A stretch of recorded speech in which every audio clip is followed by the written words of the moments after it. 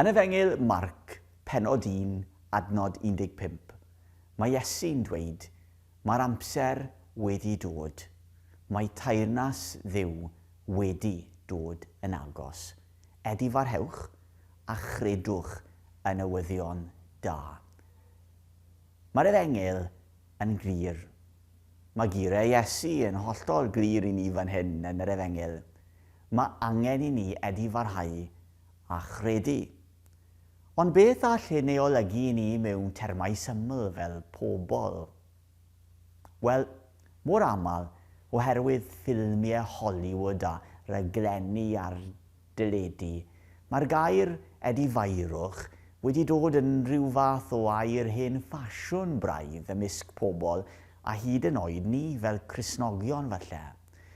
Fodd bynnag, gair a gweithred yw hwn nad yw'n cael ei ddefnyddio'n aml gennym ni yn ein heglwysi.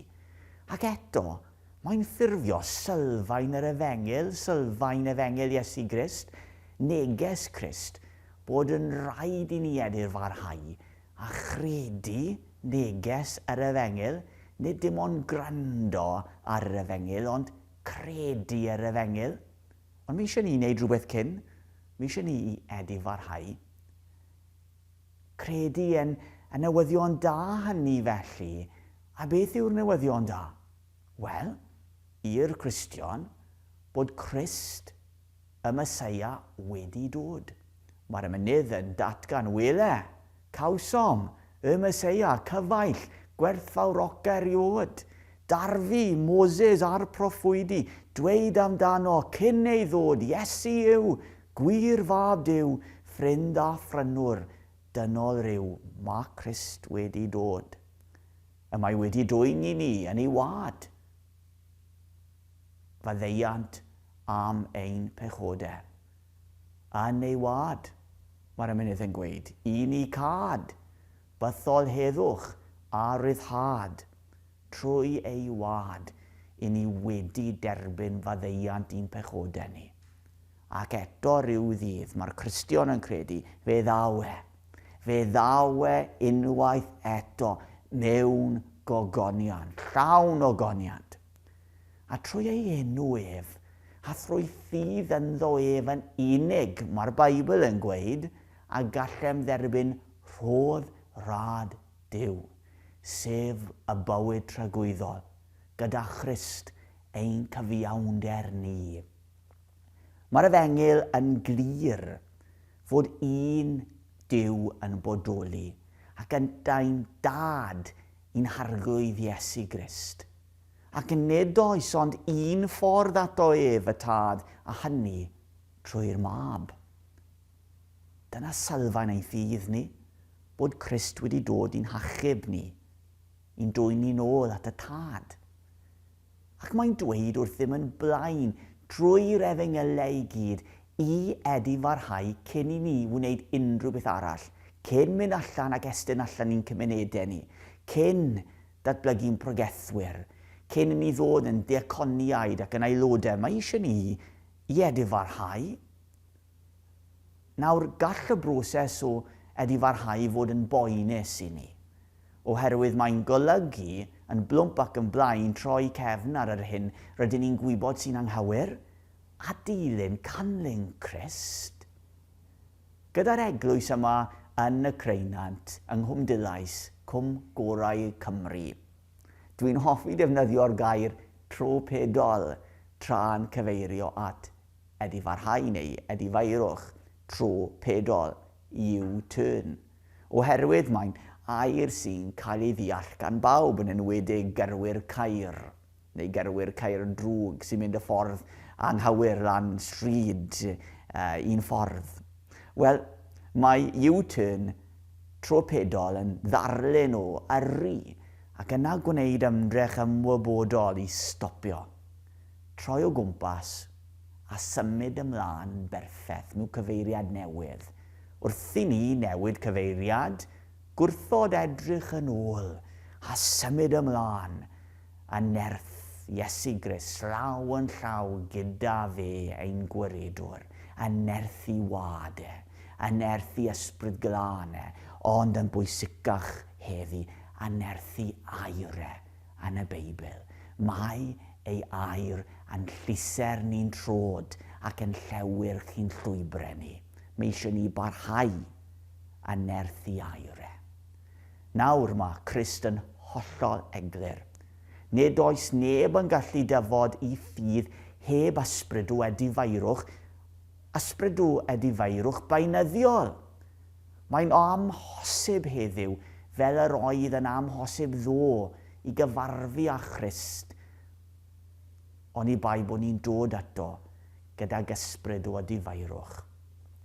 Nawr yr oedd Christ wedi cyfarfod â phechaduriaid yn y Beibl, fel Lefi, y casglwr trethi, a dawodd ei ffyrdd llwgwr a dilyn Christ. A sut gallwn ni anghofio Zacchaeus, a dawodd yn yr un modd a'i hen ffyrdd a dilyn Christ o'r newydd. Os ydym wedi tyfu fyny yn y cwrdd, neu wedi dod at ffydd nes mlaen, clod i Dduw, mae angen ysbryd Edifarhewch arnom o hyd. Sef y parodrwydd i wneud newidiadau bob dydd o hyd, newidiadau parhaus. Fel Cristnogion, byddwn yn gwneud camgymeriadau, ond ni ddylai hyn fod yn esgus i ni na'n amgan ar fywyd chwaith. Mae eisiau ni ganlyn Crist a chadw ein golwg arno fel dywedodd yr emynydd, o na bawn i fel e fe. Hyd yn oed yn ystod ein camgymeriadau mywyd, dylem ei cydnabod ein camgymeriadau wrth syllu ar esiampl berffeth Iesu Grist.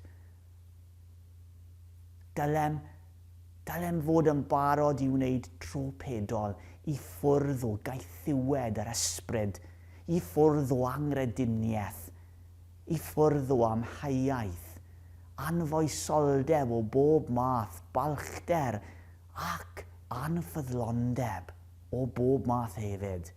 I enwi ond ychydig o enghreifftiau i chi, mae eisiau ni droi at Grist. Mae eisiau ni gyd i wneud hyn. Mae eisiau ni i fod yn barod i wneud newidiadau.